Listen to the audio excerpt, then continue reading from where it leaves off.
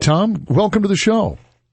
Thank you. Thank you so much. I'm so glad you could spend some time with us. Now, you're a small business guy. You own a couple of premium cigar stores, and it's my understanding that the Food and Drug Administration want to protect us from you. What are they trying to do?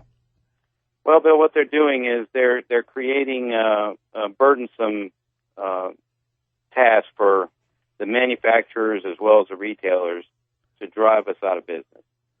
So why do they want to do that, Tom? I mean, what's the basis for wanting to regulate your business beyond what it's already regulated as? Well, number one, there's the Tobacco Family Prevention and Control Act that was signed by the president into law in 2009 that threw premium cigars and all tobacco products into the oversight of the Food and Drug Administration. That was in 2009. And recently they've tried to create a scheme where these deeming regulations would then go into effect here in the next 2 years to oversee that industry, basically putting us out of business. So, so they're looking at the premium cigar and comparing it to what? Cigarettes? Is that what they're trying to do? Is it the same thing?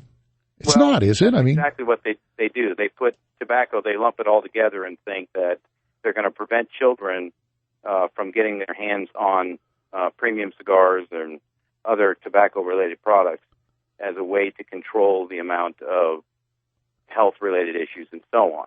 But basically what it does is it invades the legal product, creates a burden for the industry and for the retailer to accommodate by limiting total samples. There will be no more samples available for us to give to customers or in an event format where we would be able to give somebody something to try in order for them to see if that's something they would like.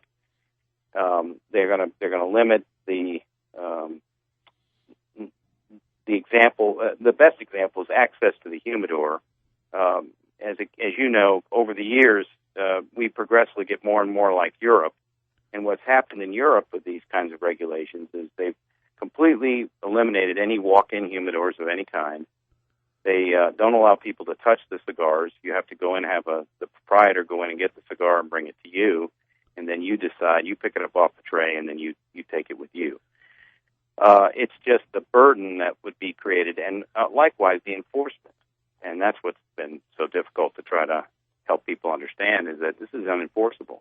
Well, and the cost of trying to comply with the health warnings and all the other nonsense. And the other thing, and I just want to be clear about this so our listeners understand, when they think of cigars and they think of cigarettes, I think they're thinking of the same thing. What you're talking about with cigars, and correct me if I'm wrong, it's primarily just a tobacco product. It doesn't have all the other chemicals and all the other stuff that's associated with cigarettes that would be deemed unhealthy by the government, unless I'm wrong. Absolutely correct, Bill. The premium cigar is defined as something, a primarily long filler tobacco that is grown for the purposes of cigars, that is manually made, manufactured by hand, and it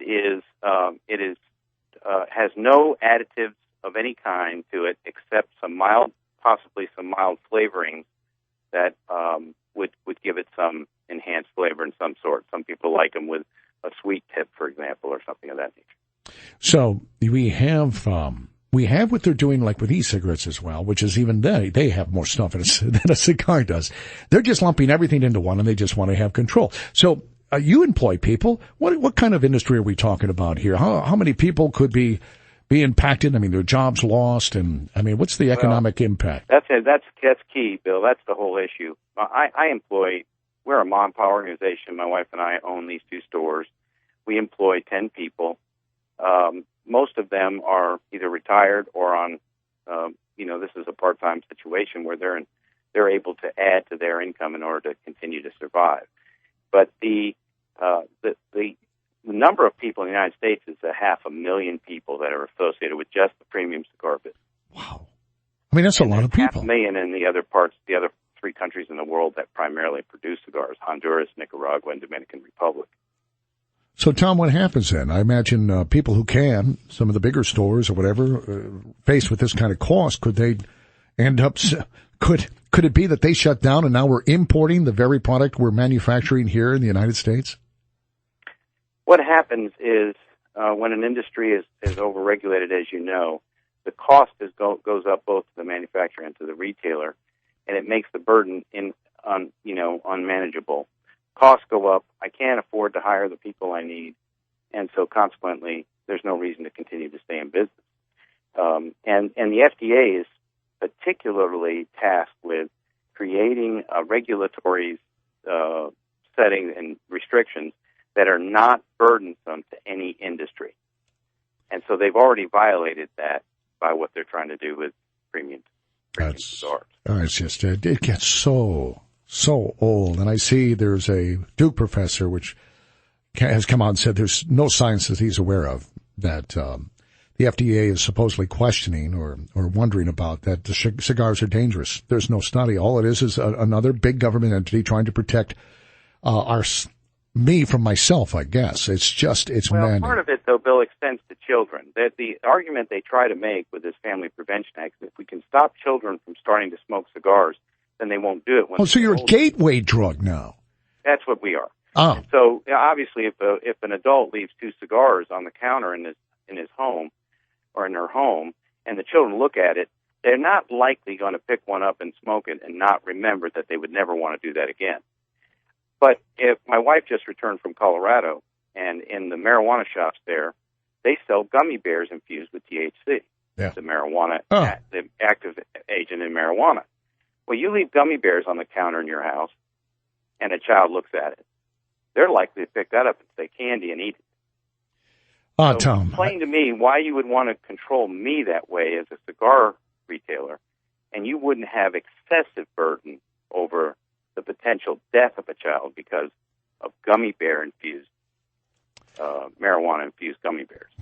They're insane in Washington. Absolutely, it really is. It goes farther than that, Bill. It goes into this. Recently, in the last 2 weeks, 3 cigar shops have been closed in the United States because of what's called the choke off. Oh yeah, the Justice Department, because you're in a business the administration doesn't like, so you can't get the credit. Business, right? Yeah, or the credit card fee. Shops have already been closed in the United States because of the choke off. Oh, gee.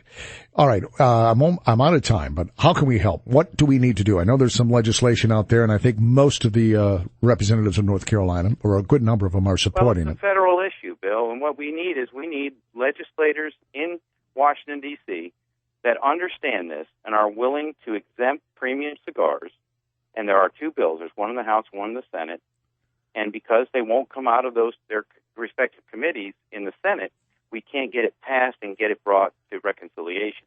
So we need our senators to stand up for this, to remove premium cigars, from the FDA's oversight, at least for now.